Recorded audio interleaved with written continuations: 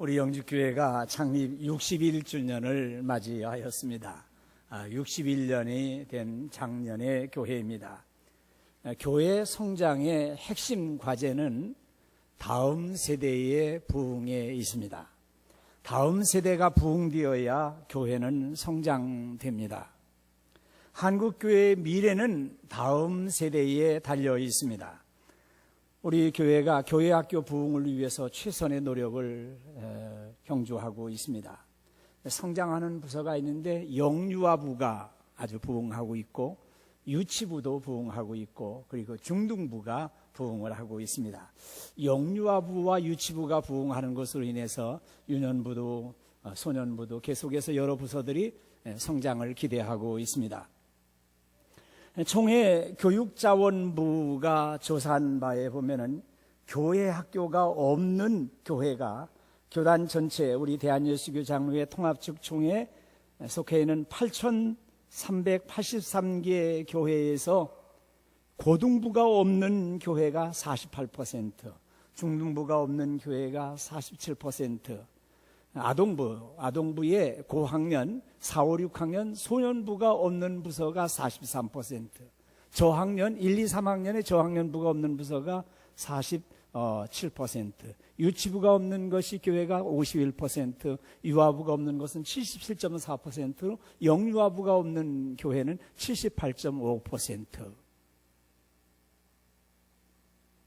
그럼 이런 교회들은 다 시골 교회일 거야. 농촌 교회들만 그럴 거라고 생각을 막연히 하게 되어집니다. 그래서 농촌 지역의 교회인 전북 동로회 안에 고등부가 없는 교회가 68%인데 64개의 교회 중에서 42개의 교회가 고등부가 없어요. 그럼 도시는 괜찮을 거다 얘기를 하는지 모르겠는데 강남노회, 영동지방의 강남노회에 속하여 있는 지역의 교회에 83개 교회에서 62개 교회가 고등부가 없어요. 이게 말로 우리가 수치 이런 얘기하고 있지만요, 끔찍한 얘기고요. 이거 정신 바짝 차리지 않으면은 다음 한국교회 소망이 없다라는 걸 정확하게 알아야 됩니다. 그런데 어떤 교회 학교가 없는 교회들이 대략 절반 정도가 됩니다. 근데 그 중에서도 교육전도사님, 신학생들이 활동하고 있는 교육전도사님이 없는 교회가 8,383개 교회 중에서 6,304개 교회나 돼요. 그러니까 무려 75%의 교회가 신학생들이 없다는 거예요. 교육전도사님들이 없어요.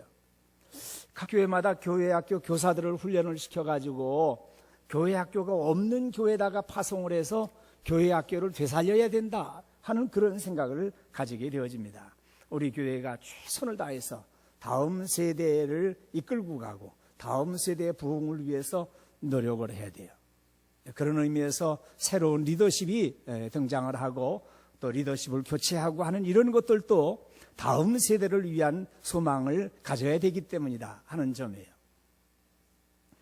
지난 주간에 열린 신학 바른 교회론이라는 김명용 박사님, 장로회 신학대학의 총장님으로 계시는 이분의 교회론에 대한 말씀들을 읽어보았어요. 그래서 우리 교회가 창립 61주년을 보내면서 어떻게 하면 성경적인 교회론을 정립을 할 수 있을까 하는 그런 말씀을 준비하게 되어졌습니다. 교회란 무엇입니까? 교회는 눈에 보이는 건물이나 제도가 아니라 성도들의 모임입니다. 눈에 보이는 건물은 우리 성도님들이 정기적인 예배나 집회에 사용되어지는 이 건물은 예배당이고 집회소입니다. 우리가 모여서 예배드리는 이 건물은 영주교회 예배당이라고 해야 됩니다. 교회란 무엇입니까? 교회는 예수 그리스도를 믿어 구원받은 성도들의 공동체. 교회는 예수 그리스도를 믿어 구원받은 성도들의 공동체이다. 이렇게 정의를 할 수가 있습니다. 종교개혁자 마르틴 루터는 같은 얘기입니다. 교회는 믿음을 가진 사람들의 모임, 곧 성도들의 모임이다라고 정의를 합니다. 교회가 여러 제도를 가지고 있습니다. 교황이라든지 또는 감독이라든지 회중제도라든지 여러 가지 제도를 가지고 있어요. 어떤 총회장을 두기도 합니다. 그러나 그런 제도로서의 교회가 아닙니다. 그러나 카톨릭 교회를 말하게 될 때는 항상 제도와 그런 그 조직을 연관시키는 전통이 있어요. 천주교회는 교황을 정점으로 하고 사제가 있는 곳에 교회가 있다고 말합니다. 교황을 그리스도의 대리자로 규정을 하면서 교황에 의해서 통치되어지고 사제가 있어서 성례전이 집행되어지는 곳에 교회가 있다. 그렇게 말하는 제도적인 교회를 말하고 있습니다. 그러나 성경이 말하고 있는 말씀하고 있는 교회는 예수 그리스도를 주님으로 고백하는 성도들의 공동체, 그리스도를 머리로 받들고 있는 그리스도의 몸으로서의 교회를 말씀하고 있습니다. 우리 장로교회가 채택한 신앙고백에는 웨스트민스터 신앙고백의 제25장은 교회에 관하여라고 제목이 그렇습니다. 거기에 말씀합니다. 보편적이고 우주적인 교회는 불가견적이다.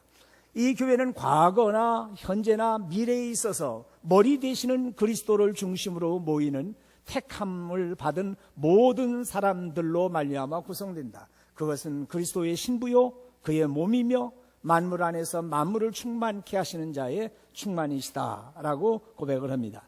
여기서 불가견적이라고 하는 말이 들어있어요. 교회는 불가견적이란 말은 보이지 않는 교회다 하는 그런 뜻이에요. 이 신앙 고백에는 우주적이고 그리고 보편적이고 우주적인 참교회는 인간의 눈에 보이지 않지만은 하나님이 아시는 교회, 과거와 현재와 미래의 모든 택함을 받은 성도들의 공동체라고 말합니다. 이제 보이는 교회와 보이지 않는 교회로 구별하게 된 것은 종교개혁으로 인해서 가톨릭 교회와 개신교회로 나누어지고 하나의 교회가 아니라 다수의 많은 교회들이 생겨나게 되어졌습니다.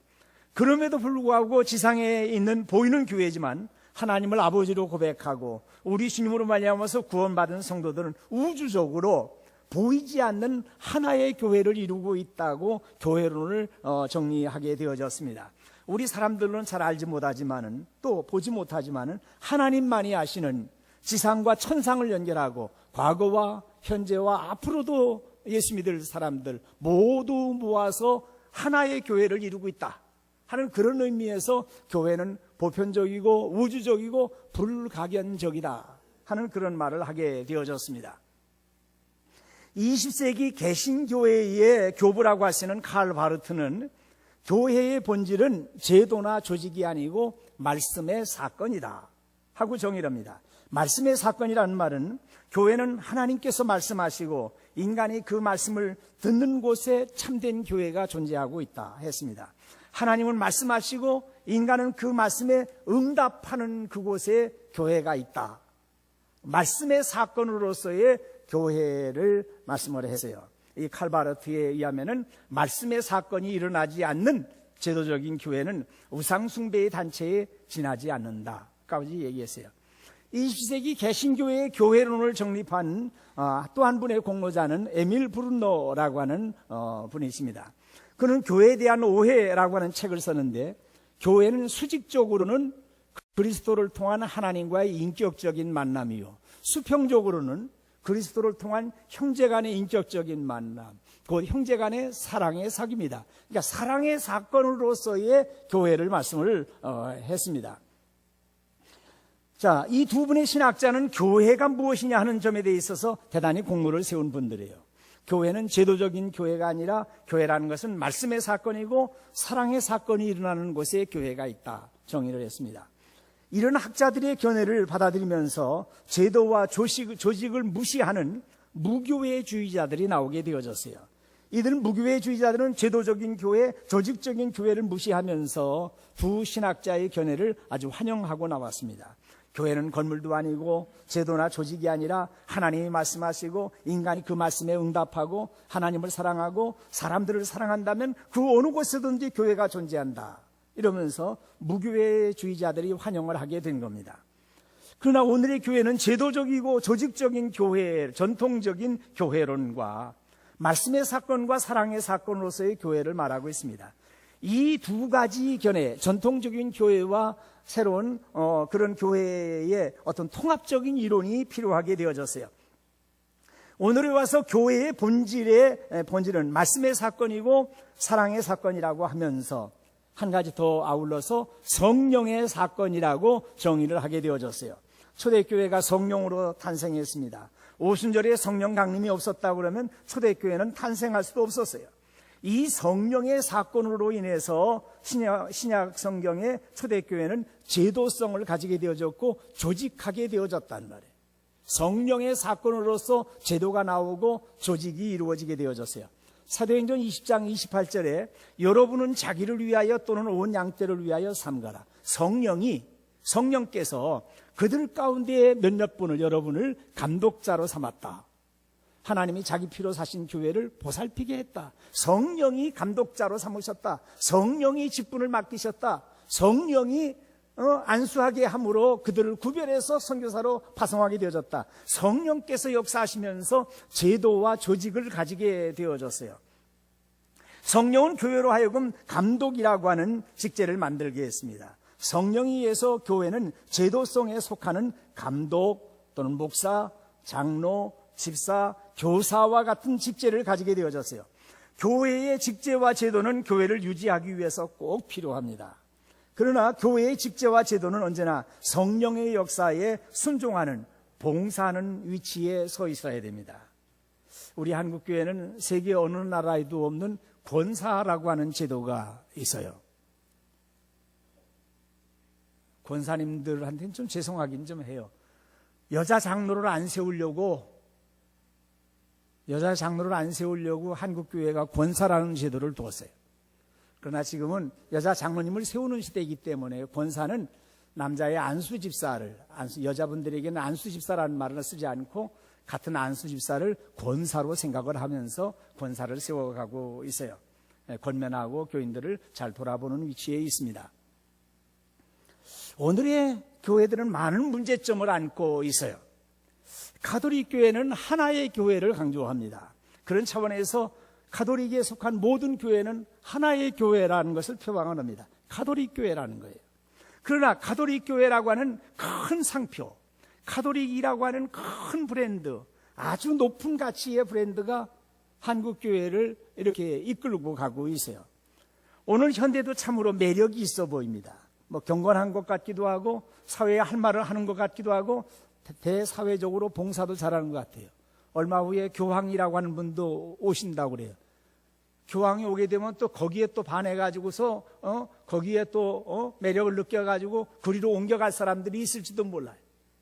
사실은 숨겨진 일들이 참 많고 천주교회 안에 있는 복잡한 일들이 한두 가지가 아닌데도 그 교리도 정확하게 모르면서 그냥 매력이 있어 보이는 줄로 알아요. 근데 우리 개신교회는 각계각파예요. 교회가 30년의 전성기를 가지고 있다고 얘기를 합니다.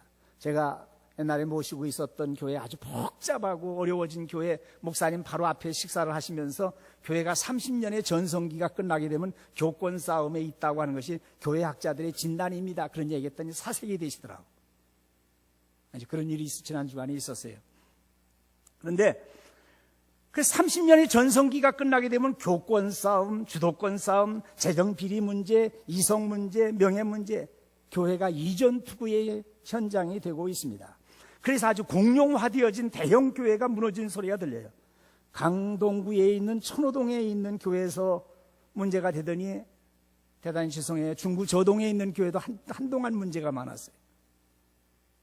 강남구 압구정동에 있는 그런 교회, 강남구 서초동에 있는 아주 굉장히 좋은 이름인데, 강북구의 미아동에 있는 무슨 제일교회라고 하는 교회, 구리시에 있는 교문위에서, 여의도에서 이 대형 교회들이 치고받고 싸우고 사회법정을 나가면서 아직도 하나도 제대로 해결된 게 없단 말이에요. 대형 교회가 무너지게 되면은 수십만의 성도들이 실망을 하고 교회를 떠나는 것을 보게 돼요. 척스윈돌 목사님이라고 하는 분이 계세요. 달라스 신학대학의 총장 지내신 분인데, 달라스 신학대학에서 우등으로 졸업을 하고 박사학위를 4가지나 가지고 있는 세계적인 알려진 목사님이 척스윈돌이라고 하는 목사님이에요. 교회의 각성, 영혼의 각성, 수많은 책을 40권이 베스트셀러가 있어요. 대단한 분이에요. 이분이 이야기하는 가운데 이런 얘기입니다. 그분이 레슬리 폴린이라고 하는 사람이 쓴 Great Church Fight, 그러니까 대형 교회들의 싸움, 파이시라는 말은 싸운다는 말이에요. 대형 교회들의 싸움이라고 하는 그런 책을 쓰셨는데, 그 책에서 한 사람이 이야기를 인용을 하고 있어요. 그런 서재에서 책을 읽다가 아주 창밖에서 나는 시끄러운 소리를 들었어요.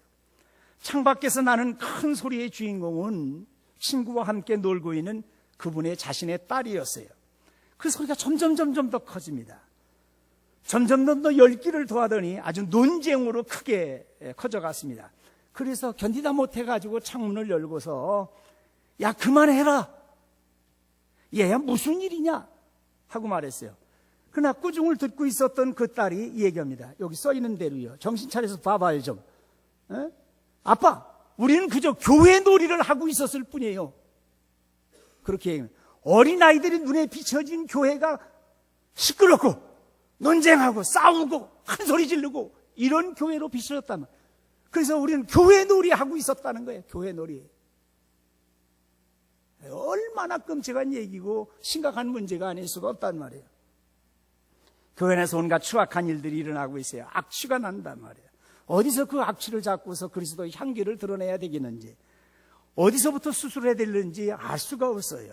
적당히 타협하는 정직성, 그게 다 썩은 거예요. 스캔들, 거짓과 기만, 이런 것들이 시신에서 나오는 부패한 냄새가 풍기고 있어요. 교권, 명예욕, 욕심, 자존심들이 교회를 흔들고 있어요. 하나님 중심, 우리 예수 그리스도의 사랑과 구속, 성령의 임재와 역사 충만은 다 뒷전으로 물려나가고서 사탕발린 같은 프로그램, 교회의 본질이 상실되고 있단 말이에요. 한두 사람의 주도적인 리더십이 성령의 역사인 양 포장되어지고 있어요. 자, 오늘 본문의 말씀을 잘 읽고 이해하면서 교회가 본질에 충실해야 되겠다. 본질로 돌아가야 된다. 그래야 건강한 교회요, 성장하는 교회가 될 수가 있습니다. 다시 본문 말씀 우리 다 같이 또박또박 같이 읽어 나갑니다. 시작.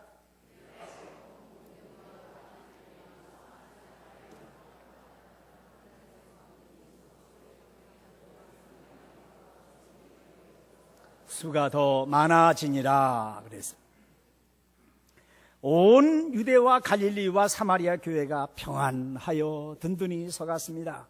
물론 이방인 교회들도 있지만은 유대와 사마리아와 갈릴리 성지 안에 있었던 모교회요, 어머니 교회예요. 이 교회들이 아주 든든하게 서갔습니다. 그 교회는 하나님을 경외하는 것이 있었어요. 그 교회는 성령의 위로가 있었어요. 이제 첫째로다가 이 교회는 평안으로 세워져야 됩니다. 교회는 평안해야 돼요. 교회가 평안하여 든든히 서가고 그랬습니다. 평안하고 든든히 서간다. 교회가 평화를 가지고 사랑하고 하나가 되고 교제하면서 견고하게 세워지고 굳게 자리 잡아가고 있었습니다. 우리 교회는 평안한 교회, 평화를 이루면서 굳건히 세워지고 든든히 서가야 됩니다. 교회가 매주일 모여서 감격스럽게 찬송하고 예배를 드리고 교회는 평화스러운 교회가 되어야 됩니다. 평안하다는 말은 외부적인 박해가 없었다 하는 그런 말도 되지만 자체적으로 화목한 교회였어요. 교회가 평화를 깨뜨리면서 해야 될 정도로 우선적인 일은 없습니다. 교회는 가장 평안한 교회로 만들어야 돼요. 한 주간 동안에 낙심했었던 사람들이 와서 힘과 용기를 얻을 수 있는 평안한 교회. 가서 어머니들을 만나고 아버지들을 만나고 좋은 목사님 만나고 함께 모여서 평안한 교회. 교회가 한 10년 동안만 평안하면은 예배당 짓습니다. 교회가 또다시 한 10년 동안 평안하게 되면은 그 다음에는 또 교육관도 짓습니다. 교회가 다시 한 10년 동안 평안하면 지역사회 봉사관도 짓고 선교관도 짓게 되어지고, 교회가 또다시 한 10년 동안 평안하게 되어지면 세계의 지교회들을 세우고 세계 선교센터들을 만들어 나가는 그런 역사가 일어나게 되어져요.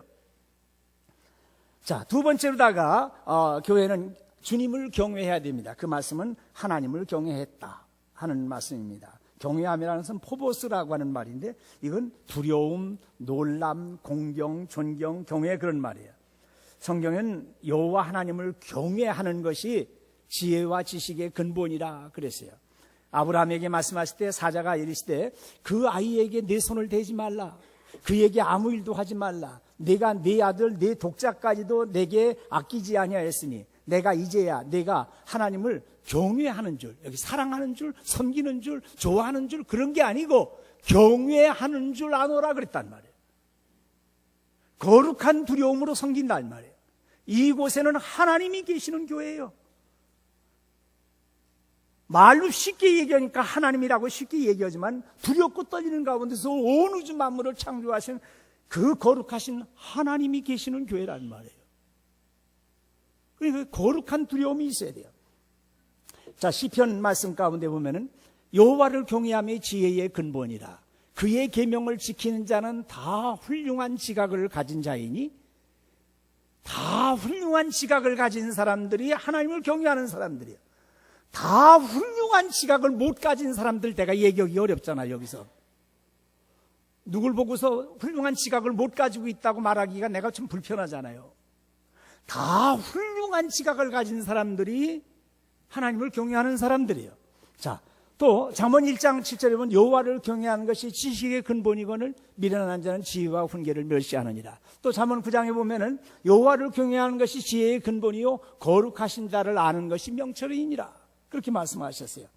날마다 우리를 감찰하시는 하나님을 인식하면서 거룩한 두려움으로 나아가야 됩니다. 우리 하나님 아버지는 엄유하신 하나님, 창조주 하나님이십니다. 하나님을 경외하는 마음이 없다고 그러면은 버릇도 없고 철없는 아이처럼 행동하게 되어집니다. 이건 단순한 무서움이나 공포심이 아니라 하나님을 높이면서 공경하고 존경하면서 거룩한 두려움으로 나아가야 합니다. 자, 경외한다라고 하는 말씀은 교회를 신성하게 여기고 하나님의 사람들을 귀히 여기고 하나님의 종들을 존경해야 됩니다. 하나님을 경외하기 때문에 하나님을 향해서 예배하고 하나님 앞에 겸손하게 조아리게 됩니다. 주님을 경외하는 사람들은 하나님의 교회에서 경거망동하지 않고 사람을 사랑하고 하나님의 일들을 좋아하고 하나님에게 쓰임받고 인정받으려고 합니다. 하나님을 경외하는 사람들은 경건한 예배자로 나오게 되어집니다. 경외한다는 말은 거룩한 두려움으로 하나님을 높이고 존경하고 예배하는 데 있습니다. 그래서 하나님 앞에 경건하게 예배 잘 드리는 교회로 나아가야 됩니다. 마지막으로는 성령의 위로로 진행해야 됩니다. 성령님은 위로하시는 하나님이에요. 위로하고 격려해 주시고 권면하시는 하나님이십니다. 위로하시는 하나님이 우리에게 성령의 권능으로 역사하셔서 악한 사탄도 이기게 하십니다. 성령님은 우리를 도와주십니다. 우리를 대변하십니다. 우리를 변호해 주십니다. 우리에게 능력 주십니다. 성령님은 우리 안에 임재하시는데 내주하십니다. 안에 들어오셨다. 편안하게 계신다. 안주하신다. 영속적으로 계신다. 영주하신다. 우리 교회는 영주교회여서 의미도 있어요. 물론 주님께 영광 돌리는 교회이지만은 성령님이 영주하시는 의미도 있단 말이에요. 우리는 성령님의 권면과 격려를 받으면서 성령님이 기뻐하시는 방향으로 서로에게 힘을 주고 격려해야 됩니다. 이제 말씀을 마치려고 합니다. 우리 교회는 건강한 교회입니다. 계속해서 성장하는 교회가 되어야 합니다. 세상에서 얻을 수 없는 참된 평안함이 넘치고 주님을 경외하고 성령의 위로로 진행해서 수가 더 많이 모아지는, 양쪽으로 더 크게 성장하고 주관 무신령들을 구원해내는 그런 교회가 되기를 주님의 이름으로 축원드립니다. 기도하시겠습니다. 사랑이 많으신 아버지 하나님, 감사를 돌립니다. 우리 교회는 주님의 사랑으로 구원받은 성도들의 공동체입니다. 주님은 우리 영주교회의 머리이십니다. 우리 교회는 주님의 몸인 교회입니다. 주님의 말씀을 따르고 순종하며 주님을 기쁘시게 하고 주님을 위해서 헌신하겠다고 다짐하면서 일어나는 일꾼들이 많은 교회가 되기를 원합니다. 다음 세대가 부흥하는 교회, 새벽 이슬 같은 청년들이 왕성하게 일어나게 하시고 청소년들이 모여들어서 꿈을 키우고 주님을 위해서 헌신하는 사람들이 일어나게 하여 주시옵소서. 하나님의 말씀이 선포되고 그 말씀대로 살겠다고 응답하는 성도들, 그리고 하나님을 뜨겁게 사랑하고 이웃을 예수님의 사랑으로 사랑해 나갈 수 있는 교회, 그리고 성령의 사건이 있어서 성령님이 세우시고 부르시는 자리에서 충성 다하는 좋은 일꾼들이 있는 교회가 되기를 원합니다. 우리 한국교회가 매우 힘들어진 가운데 있습니다. 교회의 본질에 충실하게 하시고 우리 모든 성도들이 나가서 빛과 소금된 사명을 잘 감당하게 하시고 우리 모든 교회들의 지역사회를 끌어안고 섬기며 나아가게 하여 주시옵소서. 주님이 주시는 참된 평안한 교회, 그리고 그래서 든든하게 세워지게 하시고 주님을 경외하며 예배하게 하시고 성령의 위로로 진행하는 아름다운 교회, 능력 있는 교회가 되게 하여 주시옵소서. 감사드리옵고 우리 주님 예수 그리스도의 이름으로 기도하옵나이다. 아멘.